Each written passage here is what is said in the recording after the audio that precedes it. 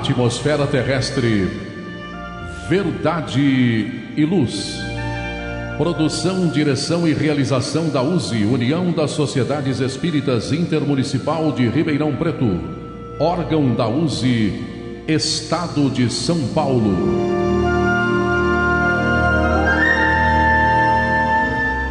Verdade e Luz.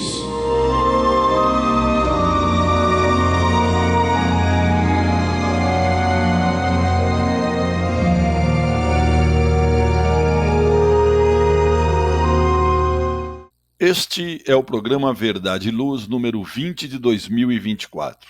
Eu, João Boreço, André Reis, Valmir Lima e Gilberto Silva na parte técnica. Agradecemos a você que nos prestigia com sua audiência pela web rádio Verdade e Luz de Ribeirão Preto e pelo YouTube. O programa Verdade e Luz tem o apoio da Vischer Seguros, especializada em seguros de veículos, residenciais e pessoais. Ao fazer seguros, consulte sempre a Vischer Seguros pelo telefone 3625-5500. Vischer Seguros, há 25 anos trabalhando pela sua segurança com confiança. Vischer Seguros, telefone 3625-5500. Olá, a Livraria Verdade e Luz reabriu. Atendemos pelo WhatsApp 16 920003870 com delivery. Enviamos os livros para você.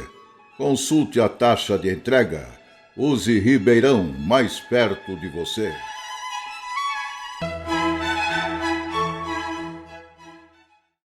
O programa Verdade e Luz apresenta estudos da codificação espírita, além de esclarecimentos e mensagens do Evangelho de Jesus. Em todos os programas, apresentamos ainda comentários sobre temas atuais e reflexões para o embasamento da fé raciocinada. Em nosso editorial, abordando palavras de vida e paz, apresentamos temas que oferecem subsídios para o enfrentamento das dificuldades do dia a dia. Hoje trazemos o tema Nosso Tesouro Maior, extraído do site Momento Espírita, da Federação Espírita do Estado do Paraná.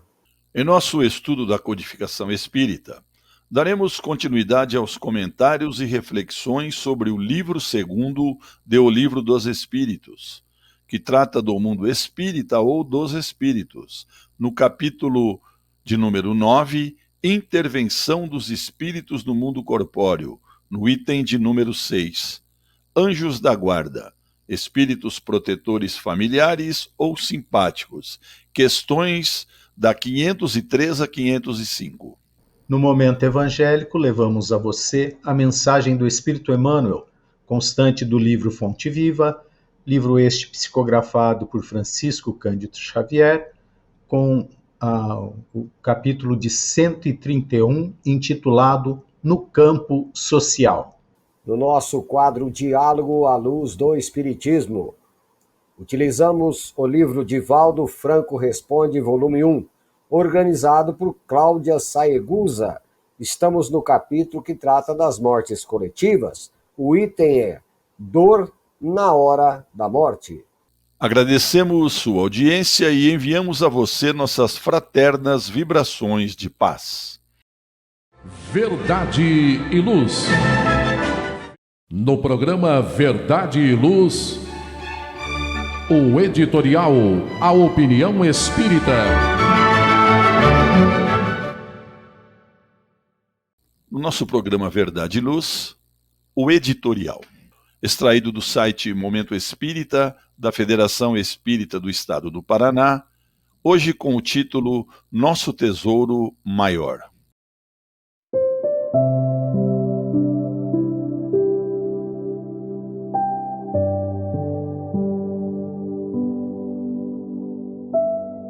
Davi era um dos seguidores de Jesus. Um de seus relatos nos leva a reflexionar sobre o que realmente é importante neste mundo. Não compreendi o significado dos discursos de Jesus ou de suas parábolas, até Jesus não estar mais entre nós.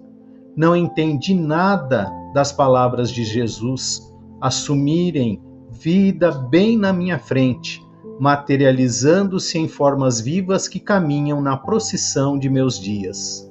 Certa noite eu estava em casa, refletindo e lembrando-me de suas palavras e ações para escrevê-las no livro, quando 3 ladrões entraram. Embora soubesse que eles tinham vindo me roubar, eu estava envolvido demais no que fazia para surpreendê-los com uma espada ou até para perguntar: "O que fazes aqui?" Continuei escrevendo as memórias de meu mestre. Somente quando os ladrões foram embora, me lembrei de suas palavras: "Se alguém vier pegar uma roupa tua, deixa que ele pegue a outra também." E entendi o que ele quis dizer. Ali sentado, recordando suas palavras, ninguém teria sido capaz de me interromper, mesmo que levassem todos os meus pertences. Pois, embora eu preze tudo o que tenho e minha integridade pessoal, sei onde se encontra o tesouro maior.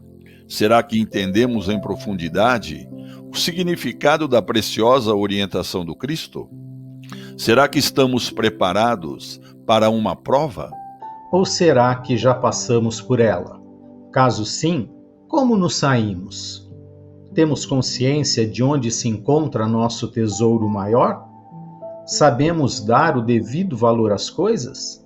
Não se trata de descaso ou menosprezo pelos bens materiais, mas saber o que vem em primeiro lugar. Muitas vezes nos surpreendemos com relatos de pessoas que, em minutos, perdem tudo o que tinham. Conquistas de anos de trabalho em função de uma inundação, de um desmoronamento ou de um incêndio, uma dor profunda. E, ao mesmo tempo, inúmeras reflexões no sentido de perceber como tudo o que é material é frágil. Vem e vai, assim como um sopro.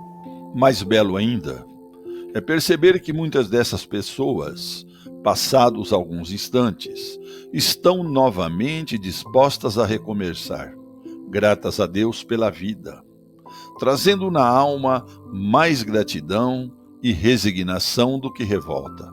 No fundo do coração, sabem onde está o verdadeiro tesouro, aquele que a traça e a ferrugem não consomem, nem os ladrões minam nem roubam.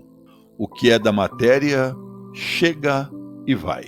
Muda de mãos com muita facilidade, mais uma prova de que não deve merecer nosso apego. Cuidado, zelo, sim. Apego, jamais. Os valores da alma, os amores, as virtudes, os ensinos, estes ficam conosco, e não há quem possa roubá-los. Permaneçamos assim firmes, mesmo diante das duras provações do mundo material, que por vezes nos colocam em difíceis privações. São lições, são aprendizados, sempre temporários.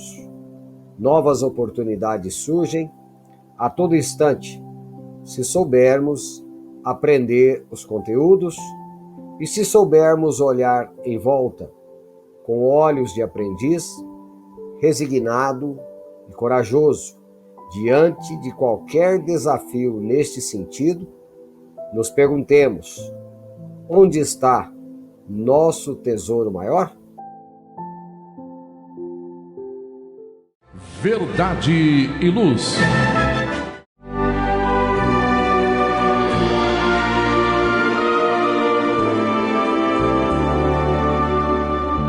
O Livro dos Espíritos apresenta um manancial rico de valores morais, indicando o caminho correto para a humanidade superar as suas dificuldades.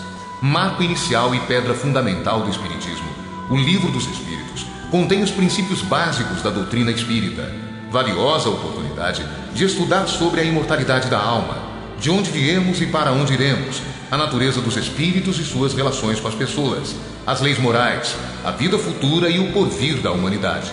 A partir desse momento, no programa Verdade e Luz, estudando o Livro dos Espíritos.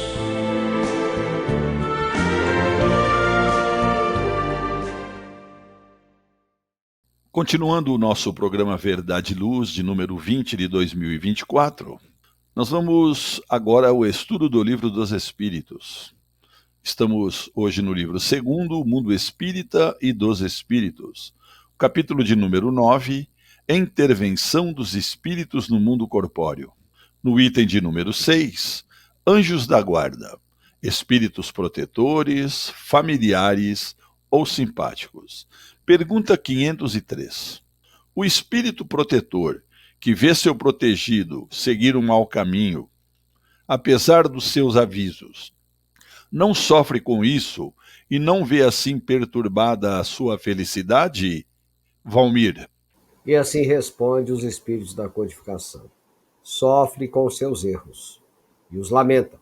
Mas essa aflição nada tem das angústias da paternidade terrena, porque ele sabe que há remédio para o mal e que o que hoje não se fez, amanhã se fará.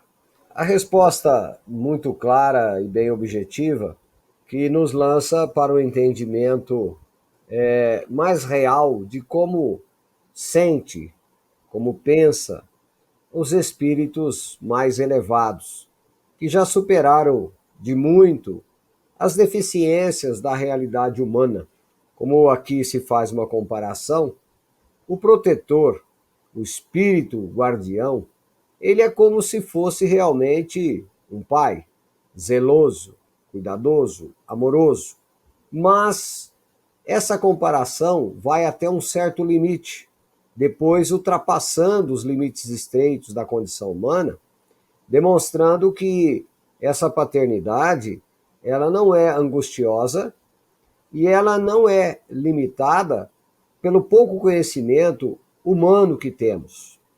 Então, esta paternidade, este zelo, esse cuidado de um espírito superior pelo seu protegido, ele sabe que todo espírito está fadado à evolução e que não há como nós retardarmos indefinidamente este processo. Podemos até atrasar esse processo, mas retardá-lo indefinidamente, isso nunca. É óbvio que para uns as eternidades são mais longas, e para esses, então, as decepções, os sofrimentos também o são. Isso demonstra o zelo da paternidade divina, que nos dá condições constantes de nós também trilharmos a nossa caminhada de maneira célere, quando nós assim o desejarmos, pelos esforços que fizermos para corrigir os nossos defeitos. Mas se, por teimosia, insistirmos com certos comportamentos, então atrasaremos a marcha. A marcha, então, será mais demorada. E como nos concita ao raciocínio o espírito André Luiz, no livro Conduta Espírita, quem demora a margem sofre atraso de caminho. Então, a doutrina espírita esclarece que nós somos os artífices do nosso destino. E se nós quisermos, podemos superar muitas deficiências, corrigindo os nossos erros e assim marchando de maneira mais célere. Então aqui está demonstrado que o cuidado, o zelo do espírito protetor não é para fazer com que a gente se torne vicioso no erro, né? A proteção, ela é feita de maneira lógica, amorosa, mas acima de tudo muito racional. Diferente muitas vezes da proteção humana, às vezes de um pai e de uma mãe, muitas vezes não compreende a necessidade de fazer as devidas correções. E dizem até que amam, retardando a marcha e aumentando o vício. Pensemos nisso. Valmir, o nosso protetor, ele respeita muito o nosso livre-arbítrio, né? Sem dúvida nenhuma, nós temos o livre-arbítrio. Mas nós também temos que reconhecer, diante da nossa condição evolutiva, eu vou fazer uma comparação muito pequena, mas pensemos no peixe no aquário. Ele é livre para nadar naquele espaço. Ele não pode, por exemplo, contrariando a sua natureza, pular fora do aquário, né? Que implicaria em um desastre para a sua existência. Então nós temos sim o livre-arbítrio, mas devemos obedecer às leis, os limites que a lei traça, pois uma vez que ultrapassarmos certos limites, as consequências com certeza advirão. Isso aí, Valmir, muito obrigado. Pergunta 504. Podemos sempre saber o nome do nosso espírito protetor ou anjo da guarda? André. Os espíritos respondem: como quereis saber nomes que não existem para vós? Acreditais então que só existem os espíritos que conheceis? Muito interessante a resposta. Dentro da nossa pequenez, da nossa inferioridade, né? Nós sempre relacionamos um nome a um poder, a uma situação, né? Sempre queremos que quem esteja nos auxiliando, nos amparando, como o Valmir comentou, né? Seja algum nome que nós conhecemos da história, alguma coisa assim, mas esquecemos que os verdadeiros nomes não são conhecidos dos homens, né? São conhecidos de Deus. Aqueles que trabalham, né? Em prol de todos, em prol da harmonia de todos. Né? Não precisamos, nesse sentido, né? Esperar um nome, porque ele poderia falar, né? É o Silva, é o Souza. Né? Nós sabemos que essas famílias no nosso país são inumeráveis, né? Quantos Souza, quantos Silvas não tem, e etc e tal. Então, esses rótulos que nós criamos e nós queremos que ele nos fale um nome que nós conhecemos, porque se ele falar um nome totalmente esquisito, nós vamos desconfiar.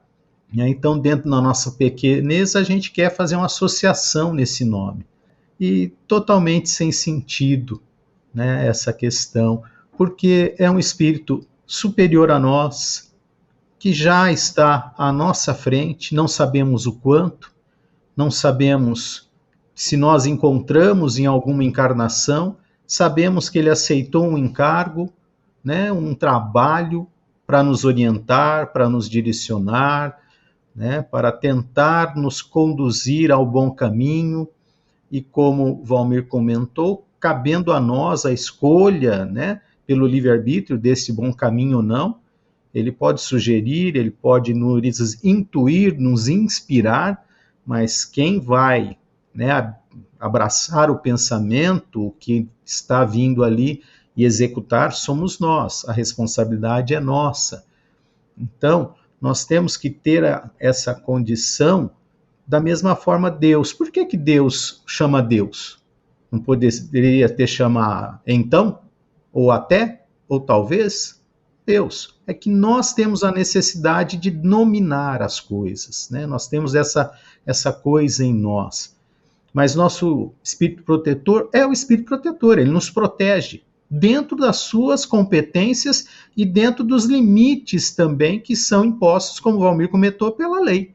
Então, tem um certo momento que ele não pode mais agir, ele pode ir até ali, mas aí o exercício, a execução, somos nós que vamos trilhar o caminho, não é ele. Então, é dentro dessa pequenez que a gente quer saber quem é, né?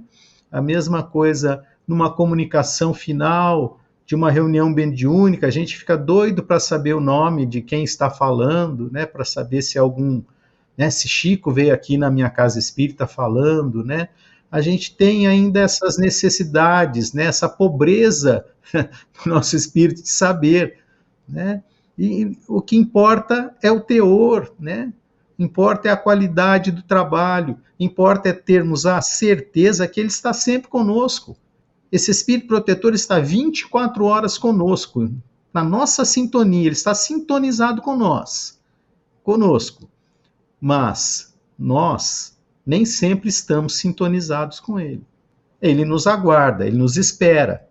né? Ele nos deixa exercer o nosso livre-arbítrio. Ele está ali. Quando precisamos, lembrando dele, opa, meu espírito protetor, vou conversar aqui, pedir instrução, ele está ali, preparado, pronto para nos auxiliar, nos orientar.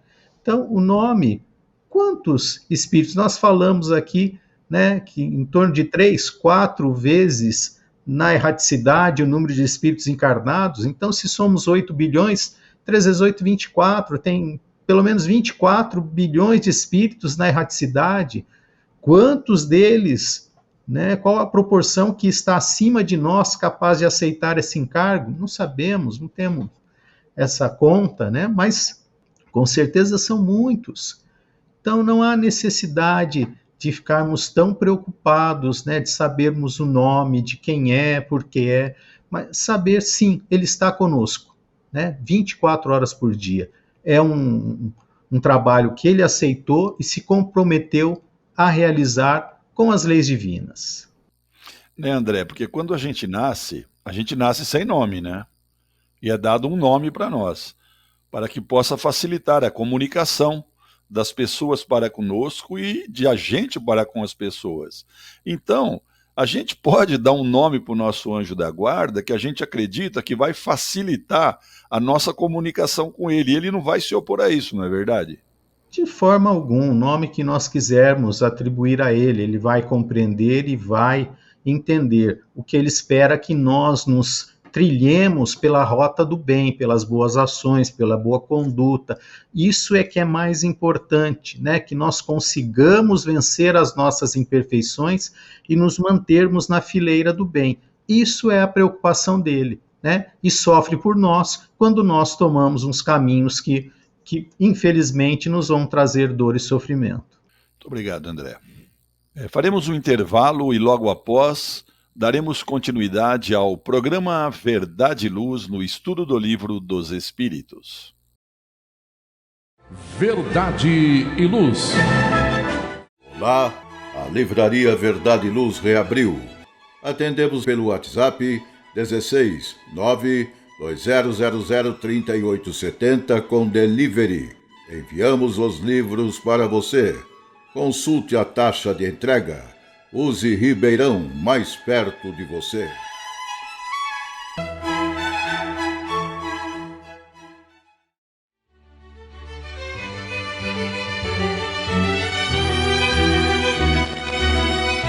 Você já foi a um centro espírita?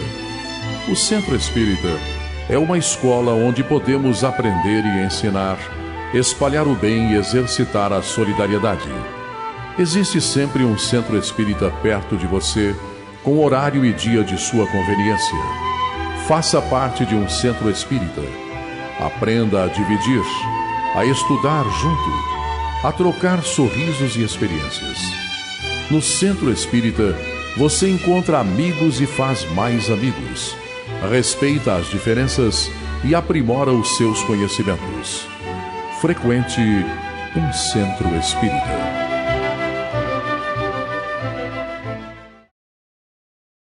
Verdade e Luz. Voltamos ao estudo do Livro dos Espíritos no programa Verdade e Luz de número 20 de 2024. Nós estamos no livro 2º, O Mundo Espírito dos Espíritos, capítulo de número 9, Intervenção dos Espíritos no Mundo Corpóreo. No item de número 6, Anjos da Guarda, Espíritos Protetores, Familiares ou Simpáticos. A pergunta 504, ela tem um complemento. A pergunta 504A. Como então o invocar se não o conhecemos, Valmir? Resposta dos Espíritos da Codificação. Dai-lhe o nome que quiserdes, ou de um Espírito superior pelo qual tendes simpatia e veneração, vosso Espírito protetor atenderá a esse apelo, porque todos os bons Espíritos são irmãos e se assistem mutuamente. Bom, como já foi bem desenvolvida essa resposta, né? É uma necessidade humana dar nome, né? E é natural essa necessidade, e então queremos nos referir a alguém dando-lhe o nome. E essa questão de personalidade, ela muda-se um pouco quando o espírito evolui e ele compreende que acima da sua personalidade, do seu eu, está um bem maior, superior, que é a ordem universal, é atender às leis universais, é atender ao que o Criador determina.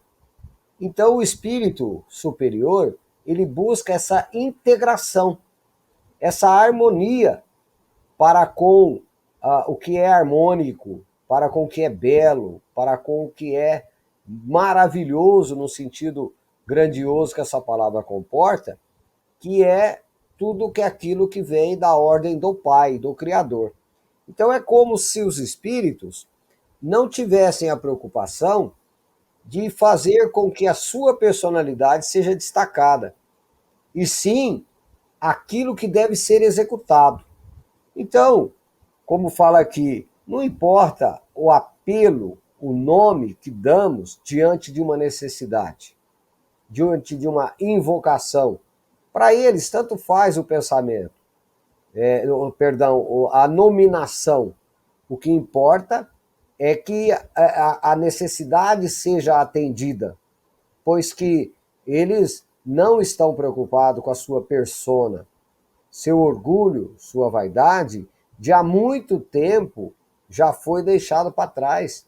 Superaram essas fraquezas humanas e agora eles buscam criar, uma harmonia entre os espíritos superiores para se assistirem. E veem nos homens irmãos inferiores com necessidades que precisam ser resolvidas dentro, como já foi observado, do que a lei determina, respeitando, aquilo que deve ser respeitado, para não se ultrapassar, os limites que a lei impõe. Então é óbvio, que a gente ainda não compreende como essas sociedades de espíritos superiores trabalham, porque nós estamos num mundo onde a competição, onde a vaidade, o orgulho ainda é muito latente. Então, muitas vezes, não queremos dividir os êxitos de uma tarefa, não queremos dividir os ganhos que, porventura, tenhamos obtidos, muitas vezes nem material, nem intelectual e nem moral, porque acreditamos que somos investidos de uma condição diferenciada, aonde nos julgamos superior aos demais. Mas quando esses espíritos compreendem, que superior é o Pai, é o Criador, e quem quiser ser o maior, que seja o menor entre todos, aquele que mais serve, aquele que mais auxilia, aquele que mais doa, aí muda-se tudo.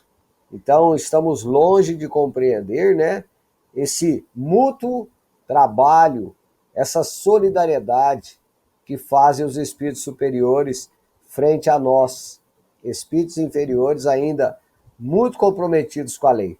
Então, tanto faz o nome que dermos, se vamos orar para esse ou aquela entidade, aquele santo ou a santa, tanto faz.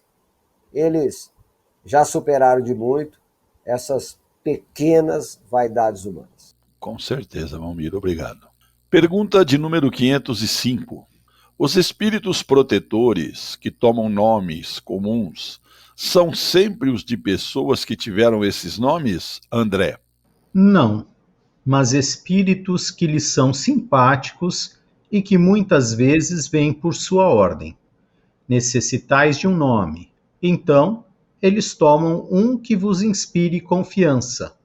Quando não podeis cumprir pessoalmente uma missão, enviais alguém de vossa confiança, que age em vosso nome.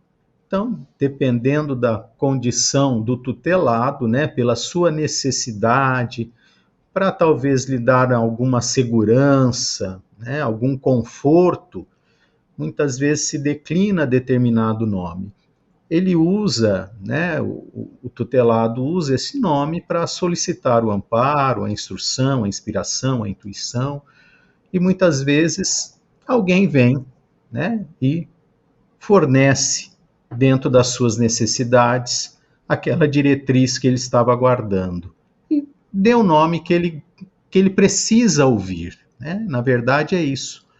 Não que seja exatamente aquele espírito, mas é o nome que ele precisa ouvir para se sentir, de certa forma, né, amparado ou ter uma certa segurança. Não, eu confio. Né? Então, muitas vezes, espíritos utilizam o nome, né, dele ou de outros, né, para trazer a esse tutelado uma certa tranquilidade, uma certa, entre aspas, garantia de que ele está sendo atendido dentro daquilo que se propõe, dentro das suas necessidades e tal. Nós sabemos que nem Jesus não falou para todos, mas muitos falaram em nome de Jesus. Então nós temos lá, verificai se os espíritos são de Deus. É essa a questão, né? Deus e o Pai eram um em sentimento, em entendimento, em diretriz, em direcionamento, em conduta, né? Como conduzir as vidas e etc e tal. Ou seja, trazia um pensamento do Pai. Então muitos espíritos estão na mesma categoria, vamos dizer, ou têm seus pupilos que trazem aquela sua impressão, aquela sua intenção dentro da diretriz que ele traria o seu conhecimento, e muitas vezes vem em lugar destes, né, para auxiliar aquele tutelado, para ele se sentir mais seguro, né, mais amparado, vamos dizer assim. É uma necessidade nossa, de novo, como o Valmir falou, né, desse personalismo, né, de ter alguém a quem evocar, né, aquele nome, aquela situação, mas que, como o Valmir explicou, fundamentalmente, aí na espiritualidade, isso não tem significado. Um espírito de uma determinada envergadura, isso já não, para ele não serve de nada, um nome, porque ele está trabalhando pela lei divina. É uma coisa muito maior do que um personalismo, né? É nesse sentido que eu entendo. Muitos vêm para dar essa tranquilidade, esse apaziguamento e aceitar aquilo que está sendo colocado para ser desenvolvido ali para frente. Verdade e Luz.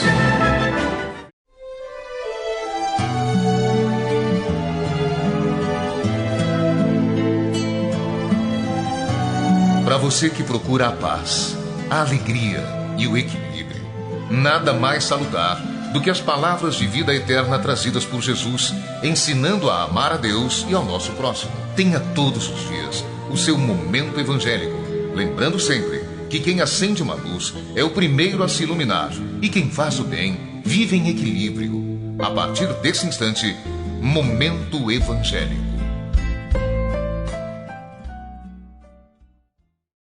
Programa Verdade e Luz, número 20 de 2024.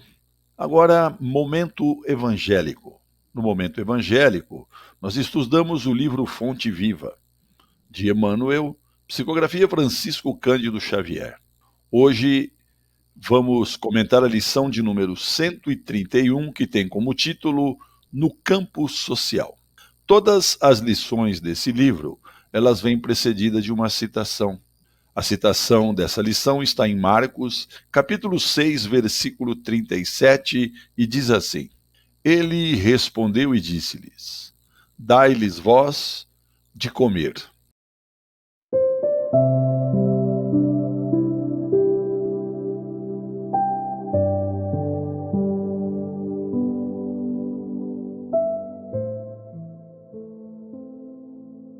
Diante da multidão fatigada e faminta, Jesus recomenda aos apóstolos: dai-lhes vós de comer. A observação do mestre é importante. Quando realmente poderia ele induzi-los a recriminar a multidão pela imprudência de uma jornada exaustiva até o monte, sem a garantia do Farnel. O mestre desejou, porém, gravar no espírito dos aprendizes a consagração deles ao serviço popular.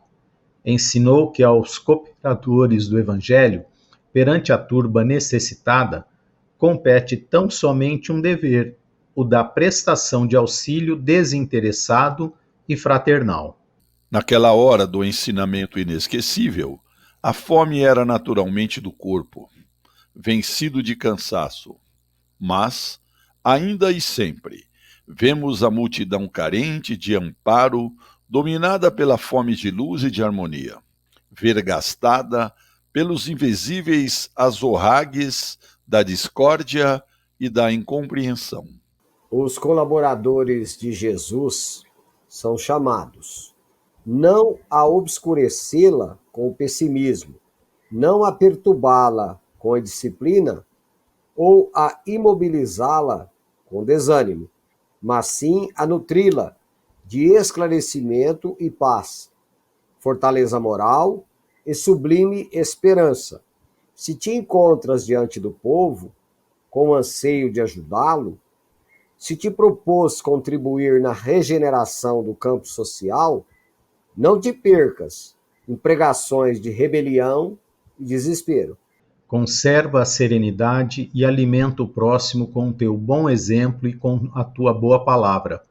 Não ouvides a recomendação do Senhor, dai-lhe voz de comer. Caros ouvintes, telespectadores, André, Valmir, o ser humano, ele tem muitas necessidades, nós sabemos. E uma delas que dói muito é a fome. E nesse mundo, nós temos muitas pessoas passando fome. No entanto, agregado a essa fome do pão material, existe a fome do pão espiritual, podemos dizer assim.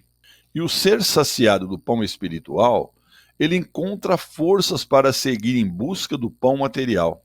E é uma prática muito comum nos trabalhos sociais cristãos, notadamente os espíritas, que conhecemos e já vivenciamos, é dar o pão material para depois oferecer o pão espiritual, na forma de uma leitura, uma explanação, de uma mensagem, seguidas de uma conversa com os beneficiários da ação social. Assim, estamos copiando o modelo sugerido por Jesus, quando da ocasião do Sermão da Montanha. E Emmanuel, ele colabora com essa ideia quando ele nos assinala nesta mensagem que ora estamos refletindo. Se te encontras diante do povo com o anseio de ajudá-lo, se te propõe a contribuir na regeneração do campo social, não te percas em pregações de rebelião e desespero. Conserva a serenidade e alimenta o próximo com teu bom exemplo, com a tua boa palavra. Sejamos coerentes com o mestre nas ações sociais espíritas, André? Não tenha dúvida. Eu entendo que aqui é o dar de si mesmo, né? Porque nessa a primeira multiplicação dos pães e dos peixes, né? Os discípulos vêm até Jesus para pedir a ele para dispersar a multidão que foi atrás deles.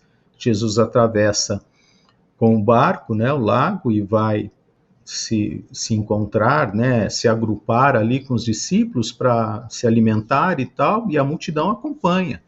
Então os discípulos querem que ele, né, vá lá e mande todo mundo embora. Então ele falou, não, vai lá e dê você a eles de comer o quê? Dê de você, de si. O que você pode auxiliar aquela criatura? É isso que é o dar de si, dar a você mesmo, né? O que você pode fazer em benefício? Qual a sua atitude aqui? O que você poderia realizar para minorar a situação aqui?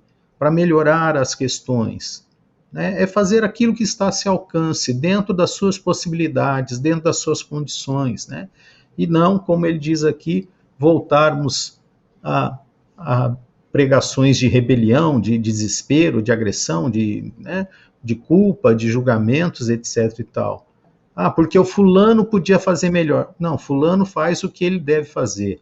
Né? Nós devemos ter a nossa competência, sem olhar para o outro. Olhamos a nossa competência. O que eu posso realizar? O que eu posso fazer? Eu posso ajudar com bens materiais? Não, não posso. Posso ajudar com o meu tempo? Posso. Posso ajudar fazendo uma oração, uma leitura, elevando o pensamento a Deus? Posso. Então, aquilo que eu posso, aquilo que eu consigo contribuir. Então, dar de si, né? Não falar para o outro fazer ou gerar outras situações. Não. Eu entendo que o que Jesus quis dizer aos discípulos é assim: deem vocês a eles de comer. Ou seja, escutem, observem, né? Auxiliem nas necessidades que eles estão demonstrando, né? Antes de correr e já pedir para Jesus simplesmente dispersá-los, né, daquele momento. Então, eu entendo que é nessa situação. Cada um de nós deve dar de si, não importa o mínimo que seja, né? Não importa tão pequeno seja, mas nós sempre temos algo de bem, de bom a contribuir. Né, Valmir? Porque às vezes há uma certa confusão com esse dar de comer, que só pensa que é na parte material, né? Mas às vezes a pessoa, ela não está nem necessitando de um prato de comida. Ela está necessitando de um abraço, de uma palavra amiga, não é verdade? João, não tem dúvida que ter essa perspicácia, né?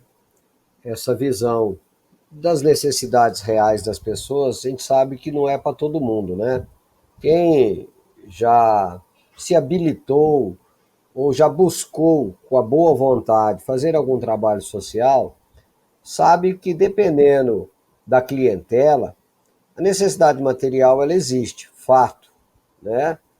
Mas quando você vai fazer realmente uma análise mais criteriosa, você sabe que existem outras necessidades muito mais importantes, né? A necessidade de elevar esses espíritos para uma condição melhor, né, no que toca à sua visão de vida. Mas uma coisa eu quero registrar de uma frase de André Luiz, que ele diz assim, que quem muito analisa sem espírito de serviço se vicia nas palavras. Então, antes de a gente ficar se investindo de muitas palavras para ficar questionando isso ou aquilo, se devo fazer, se não devo fazer, se dou um prato de comida ou se eu leio o evangelho, etc.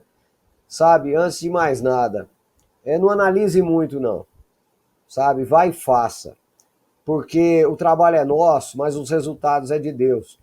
Porque se a gente ficar analisando muito, a gente simplesmente não sai nem de casa. A gente não para nem esses minutos, alguns minutos aqui, para fazer algumas reflexões em torno de uma doutrina, em torno da vida. Né? Se analisarmos muito, falar assim, eu sou incompetente, eu ainda não posso, eu vou esperar melhorar muito, e etc. No fim, você não executa. Então, pega a charrua e vai arar. E não olha muito para trás, não, porque senão nós serviremos de ninho mental, de traças, e aí nossa mente vai devagar e a nossa realização vai ficar para muito depois. Verdade e luz. Faça o Evangelho no lar. O lar é a primeira e mais valiosa escola da vida. A paz no mundo começa sob as telhas que nos acolhem. Viver em equilíbrio dentro de nossa casa é o primeiro e mais seguro passo para a harmonia entre as nações. Fortaleça os laços de fraternidade, realizando o Evangelho no lar frequentemente. Verdade e luz. Num mundo cheio de contrastes, onde o mal parece sempre derrotar o bem, por que existe tanta desarmonia? A sociedade nunca terá paz? Já entendemos as lições trazidas por Jesus? Seguir seus passos é possível? Quando teremos felicidade? Todas essas questões e muitas outras serão respondidas a partir de agora, com o programa Diálogo à Luz do Espiritismo.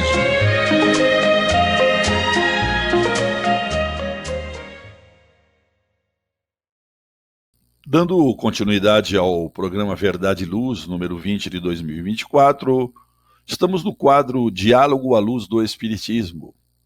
Nesse quadro, nós utilizamos o livro de Valdo Franco Responde, organizado por Cláudia Saegusa, volume 1, capítulo Mortes Coletivas. Estamos no item Dor na Hora da Morte. E foi perguntado a Divaldo, dando continuidade a esse assunto. Essa resposta que você nos deu remete-nos à dor na hora da desencarnação? Cada um vai ter a desencarnação de acordo com sua evolução? Divaldo Franco responde: no caso em tela, segundo me é dado perceber e me informam alguns espíritos, em que o avião estaria a mais de 150 quilômetros de velocidade por hora, no momento do choque, há a ruptura das veias, das artérias, deslocamento e rompimento de muitos órgãos. O impacto atira todas as cadeiras para frente e há um esmagamento relativamente coletivo antes de as labaredas tomarem conta do cenário. Nesse impacto, quase sempre ocorre a desencarnação. E não sentem asfixia pela fumaça, a combustão dos corpos. No caso de incêndios em que os gases tóxicos, a fumaça, vão asfixiando, aí existe a dor, a angústia, a aflição, que também fazem parte desse fenômeno do processo evolutivo. Cada desencarnação é específica. Nas mortes coletivas, como no caso do tsunami, naquele momento de horror, o impacto é tão grande que o espírito desliga-se do corpo, experimentando naturalmente, logo depois, a desencarnação após a morte biológica, mediante a parada cardíaca, a morte do tronco cerebral. A seguir, ocorre a desvinculação dos liames materiais, que pode demorar de acordo com os méritos cada um. Caros amigos, pelo que nós aprendemos com os ensinamentos da doutrina espírita e pelo que nós vimos na resposta, na hora do desencarne, que ocorre por vários motivos, é levado em conta a evolução espiritual de cada um. Esse momento que fatalmente vai acontecer com todos nós, será sentido com certeza de forma diferente por cada um de nós. Também o tempo de desligamento do espírito com o corpo vai variar de acordo com a evolução e merecimento de cada um. Os mais evoluídos, menos materializados, sentirão menos desse momento. E o processo de transição pode ser mais ou menos duradouro, segundo as condições espirituais do desencarnante e o gênero de morte, né, Valmir? Sem dúvida, João. O encarnado, em geral, ele quase sempre tem uma certa preocupação com o gênero de morte. A morte é certa, o desencarne é certo, isso aí a gente não tem dúvida. Dentro do fenômeno biológico, a morte praticamente é muito igual para todos, né? No sentido biológico, cessação de vida e pronto. Agora, desencarnar, aí conforme vão nos orientando a doutrina, aí é uma diferença grande. Porque desencarnar é realmente como você observou. É um estado íntimo em que o espírito, dependendo do seu grau evolutivo e da importância que ele dá às coisas materiais, então isso poderá se prolongar, ser muito sofrido, muito doloroso, ou simplesmente ele deixa aquilo e segue seu rumo sem grande sofrimento. Então, diríamos assim, então precisamos nos preparar para um bom desencarne, que é diferente de uma boa morte, ou de uma morte ruim, tanto faz, né? E eu assim, às vezes reflito também certas experiências, e até mesmo as tais das experiências de quase morte, em que o espírito vem relatar, etc., que tem muitos relatos aí para a gente pesquisar, quase sempre, no momento da morte, o espírito quase não dá importância para o seu corpo. Simplesmente ele entra num estado que quase que, diríamos assim, o corpo pouco importa, né? Pelo menos é o que a gente vê nesses relatos de quase morte, em que o espírito retorna depois e vem relatar. Então, Outra coisa também que é relatado muitas vezes, que a gente pensa que teve muitas dores, etc. Eu passei por um acidente na minha oficina e queimei 22% do corpo. E é interessante notar que parece que você quase não sente dor. Adrenalina, a forma como você se conduz diante daquela situação, você concentra a mente num outro campo e o corpo fica de lado. Poderia ter desencarnado ali, que eu acho que sentiria quase nada. Então, é o que eu falo, a providência divina, o amor do Pai para conosco. Então, sem temores. Enquanto li isso aqui, eu fiquei pensando o cuidado que temos que ter com as criações mentais, que podem ser muito piores do que a própria realidade. Então, diante de um acidente aqui, muitas pessoas falam assim, meu Deus, deve ter sido muito sofrido, etc, etc. A providência divina, o amor divino para com todos. Tem relatos de pessoas que têm acidentes assim gravíssimos e parece que aquele limiar de dor não sentiu nada. Depois que retorna de um tratamento, etc., aí você vai se dar conta da extensão do acidente, vai falar, nossa, não pensei que foi tão extenso. Então significa que o cérebro, né, que é da providência, tem um limite. Dali para cima, pouco se sente. Então, cuidado, né, para a gente não entrar nesse campo aí e começar a criar muitas ideias que muitas vezes são desnecessárias. Confiemos sempre. Isso que é o correto. Obrigado, Valmir. Obrigado, André. Verdade e Luz. Amigos ouvintes e telespectadores, estamos chegando ao final do programa Verdade e Luz, agradecendo aos nossos patrocinadores. O programa Verdade e Luz tem o apoio da Vischer Seguros, especializada em seguros de veículos, residenciais e pessoais. Ao fazer seguros, consulte sempre a Vischer Seguros pelo telefone 3625-5500. Vischer Seguros, há 25 anos trabalhando pela sua segurança com confiança. Vischer Seguros, telefone 3625-5500. Olá, a Livraria Verdade e Luz reabriu. Atendemos pelo WhatsApp 16 920003870 com delivery. Enviamos os livros para você. Consulte a taxa de entrega. Use Ribeirão, mais perto de você.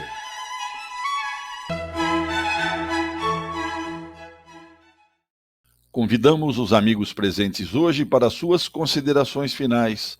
Valmir.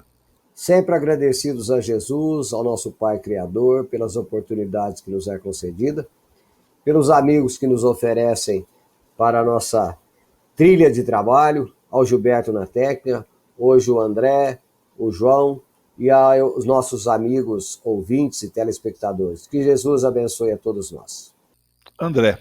Nosso agradecimento a Deus pela oportunidade de estarmos aqui mais uma vez, também gratos ao Valmir, ao João, ao Gilberto, ao amigo ouvinte, telespectador, que todos tenham um excelente desenvolvimento aí de semana, né, que todos possam refletir sobre aquilo que está ocorrendo no sul do nosso país, né, com aquelas criaturas que estão perdendo as suas vidas, estão, né, passando por uma situação muito triste, muito dolorosa, né, em tudo que a gente viu das enchentes. Então, que Deus ampare a todos e dentro das possibilidades, né, que possamos auxiliar os nossos irmãos tão necessitados quanto nós do amparo divino. Encerrando, gratidão. Gratidão sempre. Gratidão por tudo. Gratidão pela oportunidade de estarmos aqui. Gratidão aos nossos ouvintes, aos nossos telespectadores. Gratidão ao André, ao Valmir, ao Gilberto, pela companhia, pelo aprendizado, pelo carinho. Aproveitando a oportunidade, Eu convido a todos para que ouçam toda a programação da Web Rádio Verdade e Luz e que também divulgue para seus amigos. Quem quiser ouvir os programas anteriores, é só acessar nosso podcast www.webradioverdadeluz.org.br.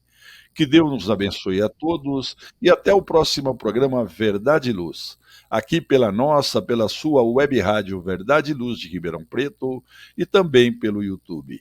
Muito obrigado. Verdade e Luz. Produção, direção e realização da USE, União das Sociedades Espíritas Intermunicipal de Ribeirão Preto. Órgão da USE, Estado de São Paulo.